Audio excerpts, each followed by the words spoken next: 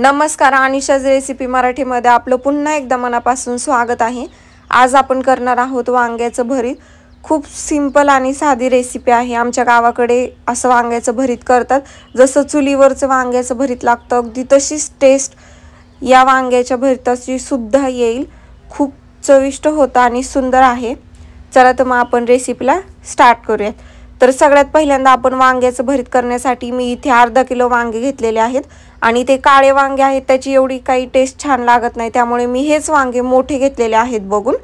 त्यानंतर आता हे आपण भाजून घेणार आहोत। त्याआधी वांग्याला थोडंसं छोटे छोटे असे कट मारून घ्यायचे आहेत, म्हणजे ते आतमध्ये पर्यंत व्यवस्थित असे भाजले जातील। तुम्ही बघू शकता असे 3 कट मी प्रत्येक वांग्याला मारून घेतलेले आहेत।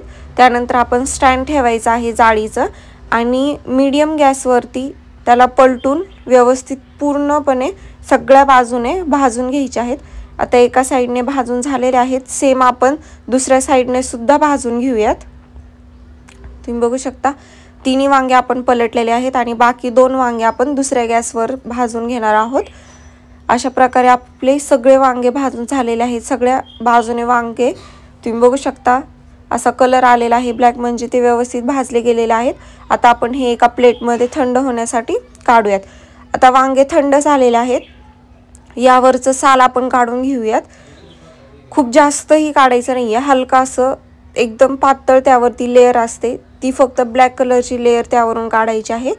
त्यानंतर आता आपण ते परतून घेऊयात। त्यासाठी 1 मोठा चमचा तेल, त्यामध्ये काश्मीरी रेड चिली पावडर आणि रेड चिली पावडर टाकलेली आहे।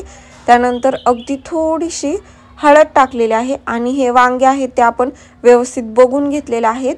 त्याला फोडून त्यामध्ये ते खराब तर नाहीये ना, हे सगळं बघून वांगे घ्यायचे आहेत। त्यानंतर हे आता आपण 1 ते 2 मिनिटं छान असं परतून घेणार आहोत।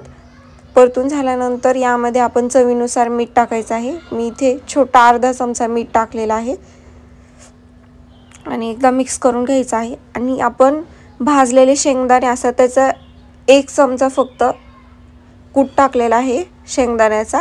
तुम्हाला जर आवडत असेल तर टाका किंवा नाही टाकला तरी पण चालेल। असंच वांग्याचं भरीत खूप सुंदर लागतं। त्यानंतर खूप सारी बारीक चिरलेली कोथिंबीर यामध्ये टाकलेली आहे आणि आपलं वांग्याचं भरीत तयार आहे। तुम्ही बघू शकता किती सोपी रेसिपी आहे आणि अगदी चुलीवरचं वांग्याचं भरीत असताना सेम तशीच टेस्ट येते। तुम्ही अशी रेसिपी एकदा नक्की करून बघा। अनिशाज रेसिपीला सबस्क्राईब केलं नसेल तर चॅनलला सबस्क्राईब करा, बेल आयकॉनवरती क्लिक करा, म्हणजे माझ्या नवीन व्हिडिओचे नोटिफिकेशन तुम्हाला मिळतील। लाईक करा, शेअर करा आणि कमेंट करा। थँक्यू।